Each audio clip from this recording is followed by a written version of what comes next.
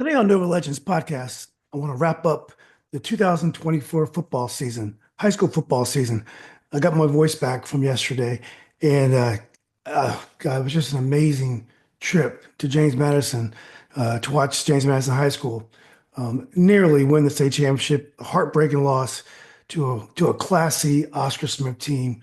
Great team, amazing young men, coaching staff. Hats off to Oscar Smith for just a great undefeated season and a great gritty win because they were on the canvas, they were on the ropes, and they came back and they won the game.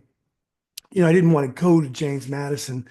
It's going to be cold outside. It's so easy to be lazy. Just watch it on your computer. Then I can be on social media talking to all my friends on social media and going to that game. First of all, it's far away, but it's also cold.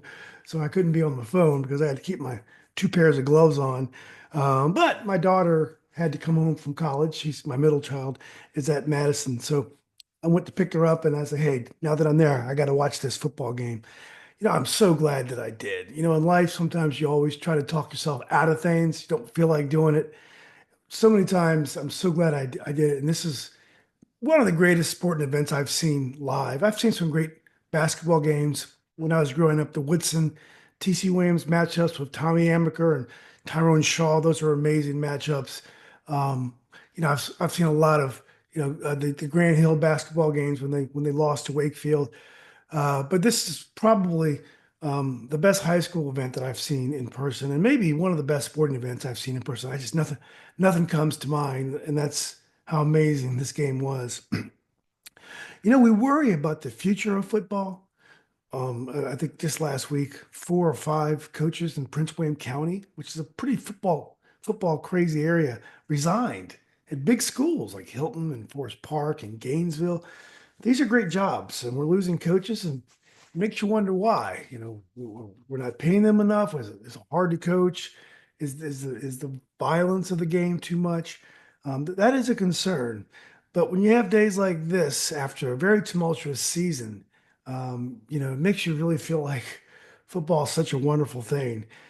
So, even in some of the dark days we had for football, the lack of participation and injuries and stuff, when you have a day like this after it's a season that Northern Virginia football made national news, not always for the most happy reasons, but people are talking about our football. So, maybe that's not the most horrible thing. But we have a rematch with Oscar Smith, who came into the game undefeated with only really one semi-close game against Kings Fork, and then I'll take that back. They had no, that's really the only close game they had all year, and they even beat Highland Springs pretty easily last year. So it did look like Madison was up against it. This is a Madison team. Frankly, they were in the shadows of all the other controversy going on in the area this year, and it's a shame because they were a great team this year. They had a couple of close games against Westfield. Makes you think Westfield might be better than advertised. But even in the Westfield game and the Lake Braddock game, there are things that Madison did that makes them different. They come up with big fourth down stops, goal line stands. They always score when they need to. This is a Madison team that's different, and it's an historic team. And I hope we remember them as one of the better teams to ever play in Northern Virginia. I have not been following football as closely as basketball, and I know we tend to remember the state champions, but this team is a championship team. They're champions. 5 straight regional championships in Northern Region, and then just to the trash that was talked about this team going into the game, that they had no chance, they're going to lose by 50, they're not good enough. But by people who actually know football, kind of disrespectful stuff, to be honest with you, because Madison has done nothing but win this year. They stayed out of the controversy, and they deserve better than they were getting. And I am glad for one, they went down there and proved how good they were. Now, the teams themselves, well, Oscar Smith, very athletic team, which we expect. Lots of Division One athletes. The receivers, uh, running back, Nesbitt, I believe, is running back. Very solid running back. Don't know where he's going. They got a lot of receivers that can catch the ball and run. Some are big, some are smaller, but very good receiving. The quarterback's name is Lonnie Andrews. Good size, good poise. Just had a very solid game. Came through in the clutch.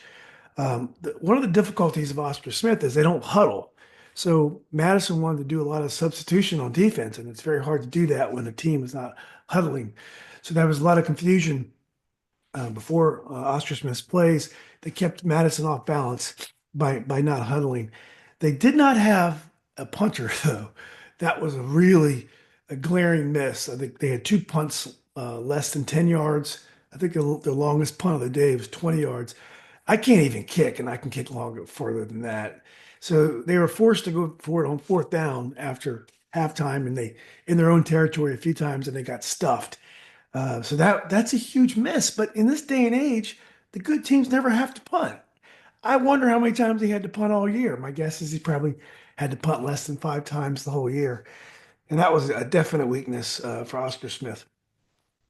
Madison's game plan, obviously athletically, they were overmatched position by position. Dominic Knisley is the best athlete on the field, but Madison does not have the team speed that Oscar Smith has. So they had to really keep their spacing. They couldn't over pursue.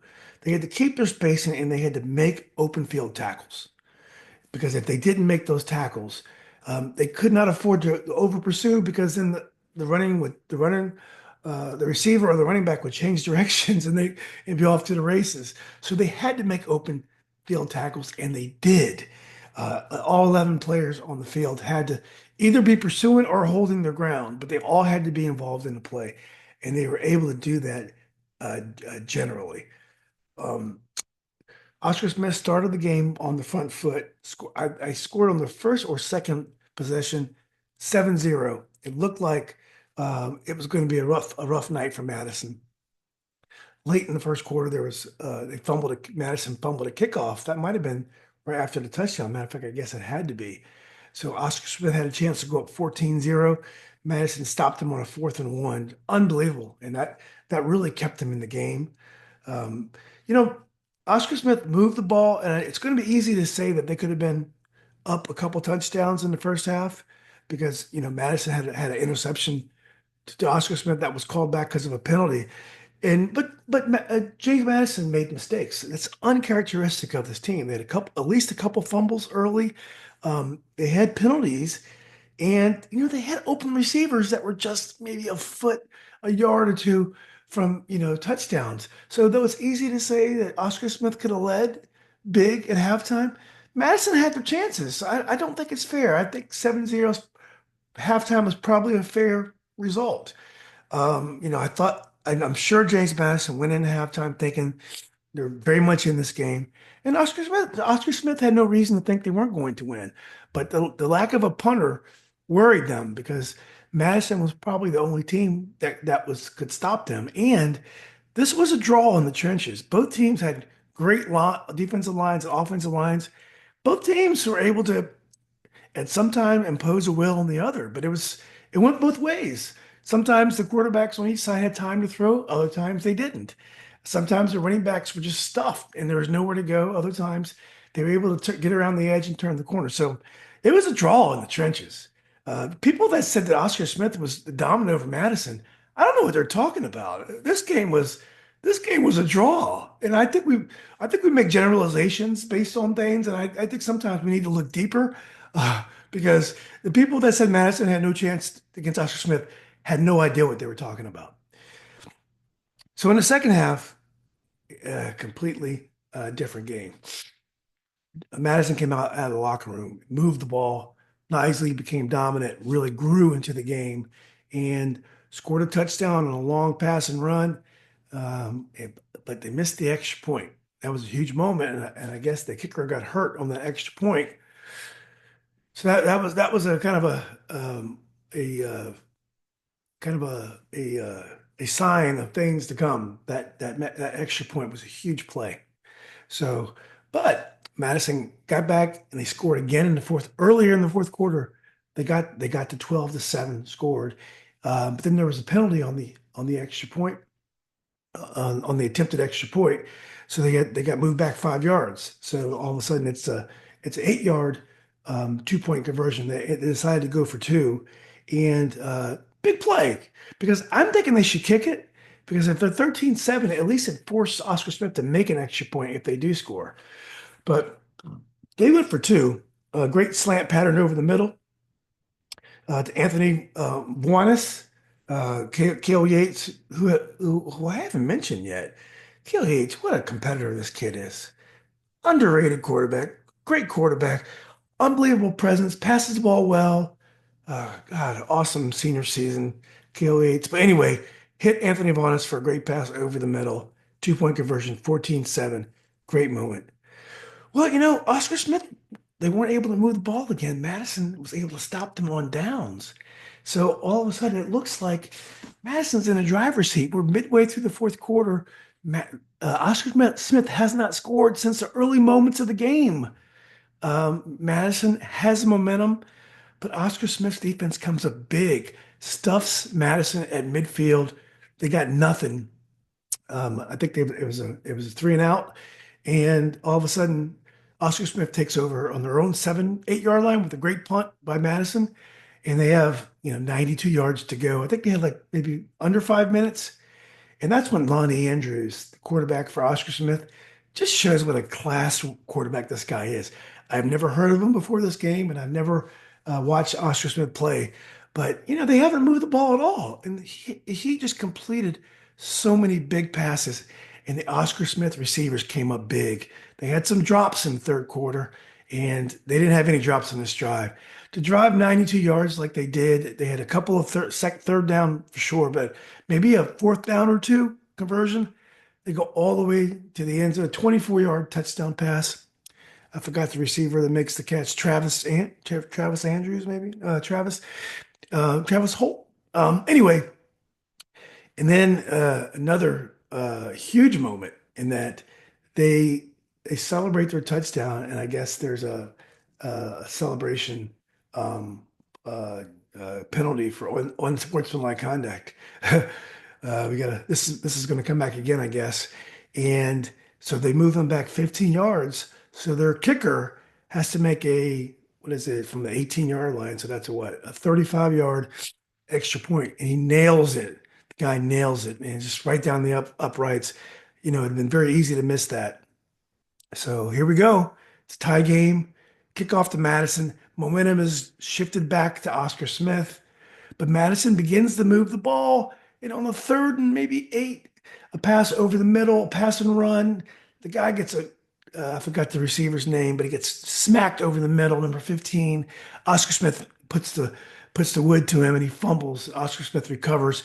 Very close to being down on the ground. When I watched it live, I thought it was a fumble, but I was hoping it wasn't. I was hoping for the call to go Madison's way, but no, it was the call was a fumble after the referees huddled and gave Oscar Smith the ball back. They drove right down the field for what appeared to be the winning touchdown, extra point, and it's 21-14. Oscar Smith's crowd, they hadn't been that animated most of the game. They've been kind of laid back, sitting all spread out over there in their blue and yellow. Man, all thousand of them, how many? They all ran to the end zone. It seemed like it was a great moment for that school. Very happy for them. So it looks like Madison's gone. Great try, Madison. They get the ball back with 14 seconds left, I guess, on like the 37-yard line. And Cale Yates does his best Jaden Daniels imitation. Gets an out pattern, I believe, to Nisley. Gets them right across midfield, like a 15-yard pass. I mean, they knew they were going there, and they were able to complete it. And then, I mean, this last play, and if you guys get a chance, I filmed a live on Facebook. I'll put it on YouTube eventually. It's pretty embarrassing, my voice, because I lost my voice and I sound like my 15-year-old daughter.